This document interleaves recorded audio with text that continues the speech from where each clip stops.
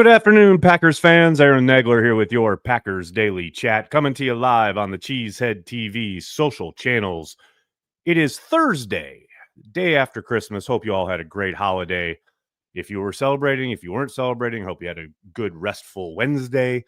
Packers back out on the practice field this afternoon. Matt LaFleur met with the assembled media shortly thereafter, and then the media infiltrated the locker room. We've heard from the coach. We've heard from the players. Now we want to hear from you fine folks, Packers fans worldwide, because that's what we do here at Cheesehead TV. Obviously, a few different developments coming out of practice. Javon Bullard back on the practice field, albeit in a limited capacity. Guess there might be a chance he goes on Sunday. I'll still be surprised if he's back out there. We'll see how the rest of this week progresses. But again, I'd be surprised if he's already back Sunday after what looked like a pretty serious injury back there in Detroit. Of course, the daily question regarding Jair Alexander definitely brought forth some unpleasant news in the fact that while being listed as a full participant yesterday during their approximation, today when the Packers were actually on the practice field, he was a limited participant. And then after practice, LaFleur was asked if he expected him to progress throughout the week, be available, any chance that he might go on Sunday. And Matt LaFleur responded with probably not. At this point, I think it's all about just hoping he's ready for the playoffs. I've pretty much given up any hope that he's going to be back during the regular season. I suspect the Packers are hoping he is ready to go once they hit the playoffs. But at this point, anything you get out of Jair Alexander is probably gravy. So we'll see how it progresses tomorrow, into the game day, into the next week, etc.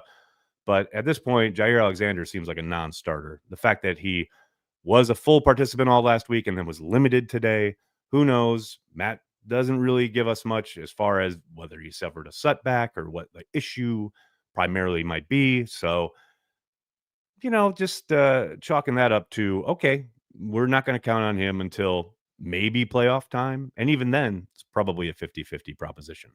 In the meantime, you'll probably see a lot more Eric Stokes and Carrington Valentine on the perimeter and Keyshawn Nixon in the slot. And you got to think Zane Anderson will probably get the call there at safety if Bullard's unable to go. And I will say that's not a terrible thing. Anderson had a very good game that first kind of start and kind of real action, so to speak, from a starting role anyway. We've seen him in reserve a few times this season, but he played well. He acquitted himself very well. Now, obviously, the Vikings offense, especially in their place, is a whole other animal, and he's going to have a lot of things thrown at him, and he's going to have to rise to the occasion. But I will tell you what, given what we've seen so far from Zane Anderson this season, I won't be surprised if he does rise to said occasion. So still a little ways to go till we get to that point where he's definitely starting, but I think it's trending that way. It certainly would appear to be. Hello to everybody in the comments section. Hope you're all doing well. Good to see everybody. Let me give a quick shout out to our good friends over at Prize Picks. Prize Picks is daily fantasy sports made easy. You just select 2 or more players, pick more or less on their projected stats, and place your entry. Quick withdrawals, easy gameplay, and an enormous selection of players and stat types are what make Prize Picks the #1 daily fantasy sports app. Go to prizepicks.com and use code CHTV. Spend $5 on lineups and get $50 instantly. Prize Picks is available in 43 different states, most importantly, including Wisconsin. I cannot believe somebody put the Chicago Bears back on prime time. That is happening tonight. So give me Caleb Williams to throw a pick. Cole Kmet certainly will get at least 3 receptions because Caleb's going to be running for his life. Tyler Lockett certainly sees more than 3 targets. Zach Charbonnet going to go ham on that Bears defense. Give me more than 70 yards. Make sure you use the link in the description of this video. Use code CHTV. Get in on Prize Picks right before the end of the NFL season through the playoffs. It's going to be a lot of fun. Make sure you send me your lineups. And like I said, use code CHTV. What's going on, folks? A bunch of people chiming in the comments section. What's going on? Ryan starting us off with a super chat. Does the NFC North play the AFC West next season? They do not, Ryan. The North plays the NFC East and the AFC North. The Packers will get 1 game against an AFC West opponent, but that won't be determined until the year is over and the final records are tabulated. But no, the North will be playing the NFC East and AFC North. So something to look out for. And in the next season, there's probably some pretty tough matchups there.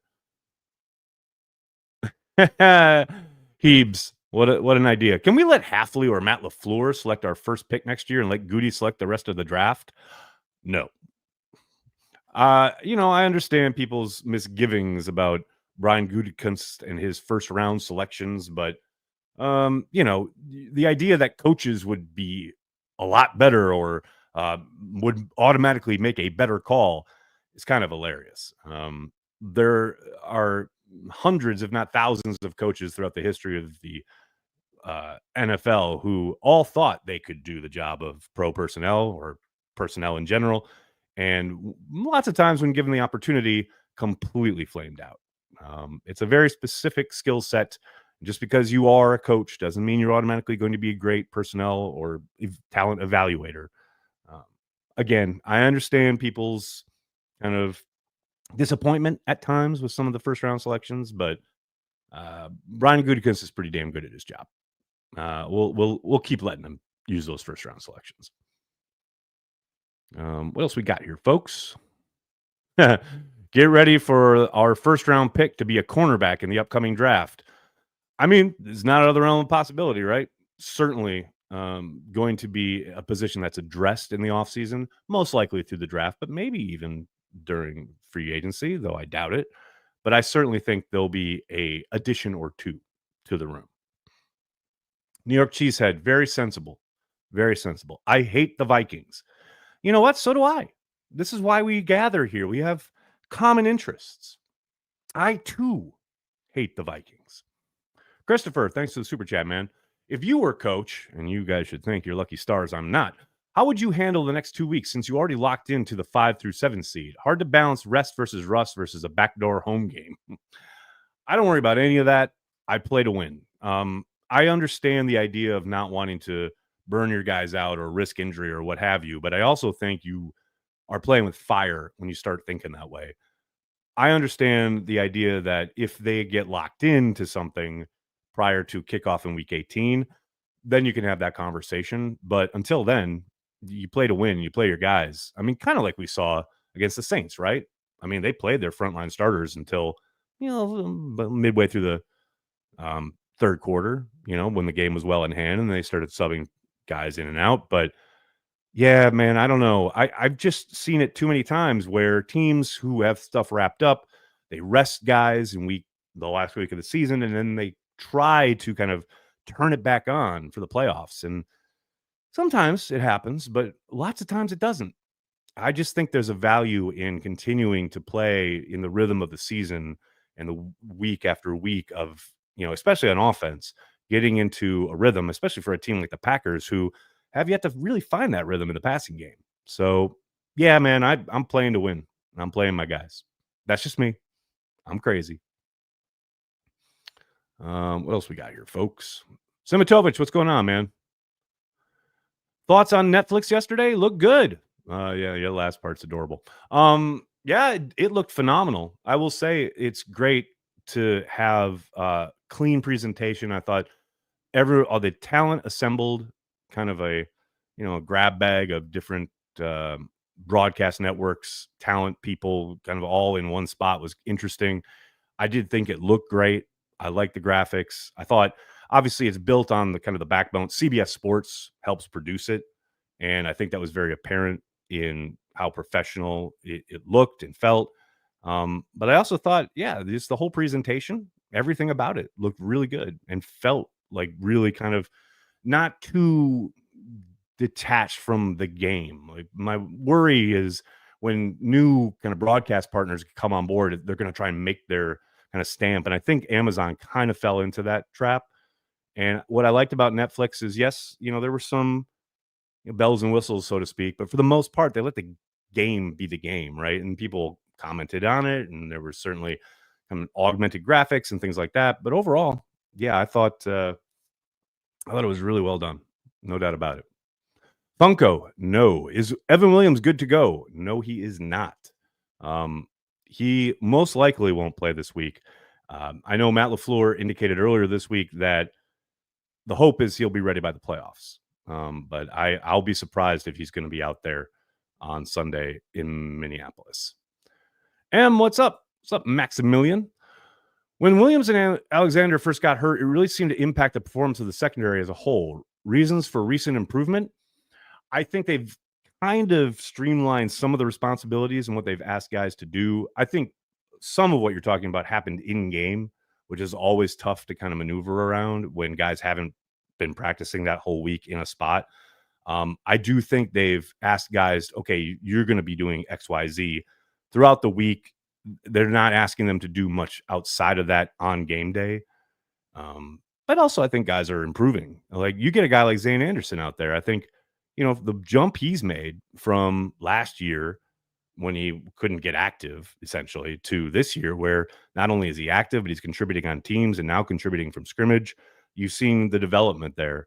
And I don't doubt for a moment that, being able to get through a week with guys all in the same position and knowing, okay, these are the calls we're going to run and these are going to be your assignments and making sure they stick with that has, helped a lot. But also, even this past week, Evan Williams went down in practice, right?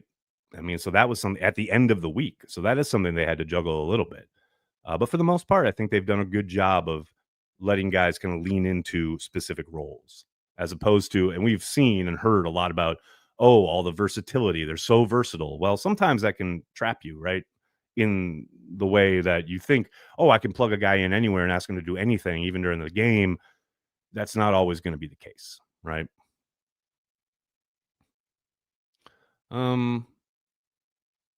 Richard, this is interesting. I understand Matt LaFleur. Is it time to give Adam Stenavich his flowers? I know when things go wrong on offense, people like to dogpile on him sometimes. It's funny you say that, Richard, because last year, towards the end of the season, or actually, I think it was the offseason, I kind of mentioned this. Like, people love to pile on Stenavich when things are going poorly. But then all of a sudden, when the offense is clicking and things are working, no one talks about Stenavich. So I agree with you. And I had someone like attack me on Twitter about this, about like, whoa, this is so random. Why would you do this? Well, because for exactly what you're talking about, Richard, like if people are going to get, all over assistant coaches who we really have no clue what they're being tasked with week to week as far as emphasis and what they're in charge of or whatever. But if you are going to go after a guy because of poor performance on his side of the ball, at least give him his flowers when things are going well, you know? And look, yes, the passing game is still a little out of sync at times, but for the most part, this is an offense that's playing at an insanely high level. And it ain't just Matt LaFleur. To your point, yes, Matt deserves credit, no question about it. But there are a lot of guys on that staff, including Adam Stenavich, who should, get in the conversation a little bit more. I very much agree there. Rick, what's up, man? This is something we've talked about a lot over the course of the last couple of weeks. Imagine a 13-4 team could play a third place schedule. It's exciting. It's tantalizing. It doesn't mean much, though. Ultimately, you got to win those games. And, each and every year you see teams that you think are going to be, a piece of cake. They're going to be no problem. We're going to dog walk them. And then all of a sudden they're tough. They're way tougher than you expect them to be. I agree with the premise of it, but it doesn't mean a whole lot. Strength of schedule, all that. It's just outside of the first couple weeks, you don't really know. And what teams are in September is so very rarely what they are late November, early December. Aaron Harper, thanks to the super chat, man. Nixon has been a dog the last few weeks. I agree, Aaron. I think he's playing it at a very high level. Andy and I talked about this on Let's Talk Football this past Tuesday. The one kind of caveat there for all the kind of praise we've been given the defense, and obviously coming off a shutout, it's hard not to throw praise their way, but it's not like they've been facing a murderer's row of quarterbacks and offenses. I understand that, but they are NFL teams with NFL talent, and you are seeing Nixon really step up. I think Sunday, that's a big test. And this is a type of game where, and Matt talked about it on Monday or on Tuesday, sorry. This is the type of environment and the type of test you're going to face in the playoffs on the road. Most likely, you're going to have to go into hostile environments against really good offenses, and you're going to have to play at the highest level. And I do think Nixon has been playing extremely well. But Sunday is a different test, and I'm excited to see how he rises to the occasion. Um, GBP Day, what's up, Rob? Heading to La Crosse to visit family. Such a fun place. Have you ever been? A long time ago, Rob. Probably when I was in, I want to say, just out of high school. It's been quite a while though. But yes, I have very fond memories of La Crosse. Ian, how are you, man? Thanks for the super chat. What's up, Nags? I know it's concerning with 23 out again. However, it would be great to know if the anticipation is he'll be healthy by the playoffs. Has anyone asked that? As always, go Pack Go. And thanks, Cheesehead TV. Ian, I don't think anyone's asked that directly, but I do know that Matt has been as tight-lipped and as evasive as possible when answering anything regarding Jair. So I don't know what the expectation is. As I said at the top of the stream, I'm going to be pleasantly surprised if we see him ready for the playoffs. At this point, I'm kind of going to be pleasantly surprised if we see him play again this year. I hit that point today. I mean, when you're a full participant all last week and now you're limited, and Matt's already saying you're probably not going to play on Sunday, the hell is going on, man? What's up? You know, like they've got all the medical information. They know way more than we do. All I can say is Matt says he's probably not going to play on Sunday. But I can also see the practice reports where he was full participation all last week. And now suddenly today he's limited, but no mention of a setback. I don't know. They got the info. We don't. Right now, like I said, if he's out there for the playoffs, I'll be happy. Mike Witt, how are you, man? Hey, Nags, have you heard anything about 23 playing this week? As much as we're going to need him Sunday, we'll need him more in the playoffs. Mike, just talking about it. Matt already said, most likely not going to play. He hasn't ruled him out because God forbid, we have concrete information. No. Most likely he won't play. That's where we're at. Christopher, how are you, man? Agreed. I would still play starters next 2 weeks with more rotations than we're used to. Maybe less touches for 8. Need him fresh in the playoffs. Christopher, I'm very much with you there. I also think Jacobs is probably the one guy that I'd lean on making sure he gets a limited number of touches and or especially against the Bears. I don't know that it's necessary to really kind of ride him the way they usually do, like 20 touches. I think that's a game where, all right, give him, 3 or 4 and then probably sit him. I just don't think it's worth it. But he's probably the one exception in that regard. Ed, what's up, man? You mentioned that announcer jinxes aren't real. Agree, but choosing the right game day t-shirt has been proven to be absolutely real. Man, I remember I used to live and die by that shit. Like the socks had to be right. Like I had to wear the right outfit and the same stuff had to be worn that time they won, etc. I have to admit, I feel very liberated, not really believing in any of that anymore and just trying to enjoy the games for what they are. But that was a fun time in life, I will admit. But now I've grown older. Some might say more cynical and bitter. But yeah, no, none of that means nothing. John Simitovich, what's up, man? More likely to play the rest of the season, Lloyd or Jair? Ooh, Simitovich. I'm going to say Marshawn Lloyd. Let's get him off that NFI and get him, back on the practice field, and let's see what he's got. I'm just going to say that. That's good. Isaiah, yes, you are correct. Jair did disclose that he had a PCL tear, if I'm not mistaken. Puka Nacua dealt with the same thing, but was back by then. I'm not quite sure what you mean by then in this context, but yes, same stuff Nacua was dealing with. Obviously, a PCL tear is significant. It's a problematic injury, no doubt about it.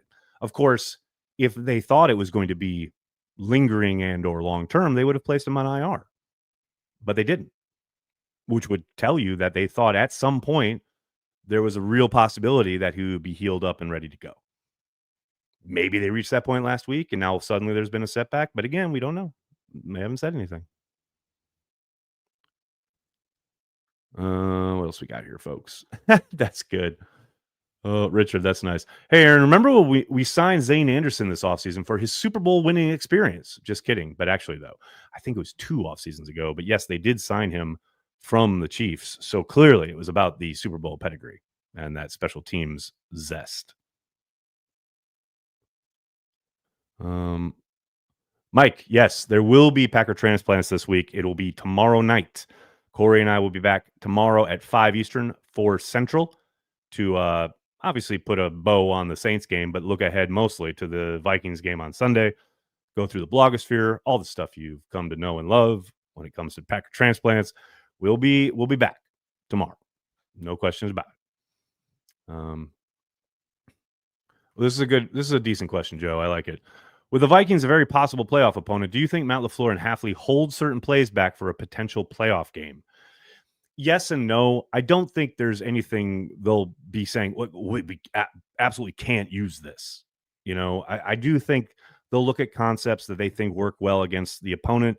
And I do think they'll, have their playbooks open, obviously wide open, and utilize whatever they need to win the game. But I don't doubt for a moment there are certain concepts or plays where it's not specific to the Vikings, but that they don't want to utilize until the playoffs come around. Things maybe they've been saving to work against tendencies, maybe catch someone unawares. Again, not just the Vikings, but anybody. I mean, everybody's got access to the tape, right? So I kind of is the answer. I don't think it's Viking specific, but there will be things that they utilize in the playoffs that maybe they've been working on or they think might work really well against certain looks or certain schemes, etc. That they'll hold off on. That is probably likely. Ian, thanks again, man. So happy 9 is okay. He's going to be needed in our playoff run. Love this team heading into the playoffs. So do I, man. And yes, Watson, as they said earlier this week, avoided a significant injury. He's dealing with a bruise of that knee. He was not at practice. He did not participate at practice today. But LaFleur did say that, he wouldn't need to practice all week. He's played enough where they would feel comfortable if he didn't touch the practice field throughout the week, and then Sunday comes along and he feels good and he's ready to go. They would have no problem throwing him out there. So we'll see. We'll see. I would love to see him against the Vikings, who, remember, Watson wasn't up the last time they played Minnesota. So it'd be nice to see him get out there. No doubt about it. All right, everybody, I'm going to have to get going. I cannot thank you enough for hanging out, talking Packers each and every day, Monday through Friday, right here on the Cheesehead TV social channels. Carry the G Club members, Patreon members, don't forget, we have happy hour at the top of the hour, 6 p.m. Eastern, 5 p.m. Central. The information is on your respective pages. In the meantime, everybody, please do me a monster favor. Hit like on the video, subscribe to the channel, and then tell your friends and tell your family. Cheesehead TV, we are devoted to Green Bay Packers fans worldwide. Thanks a lot, everybody. Have a great night. Go Pack Go.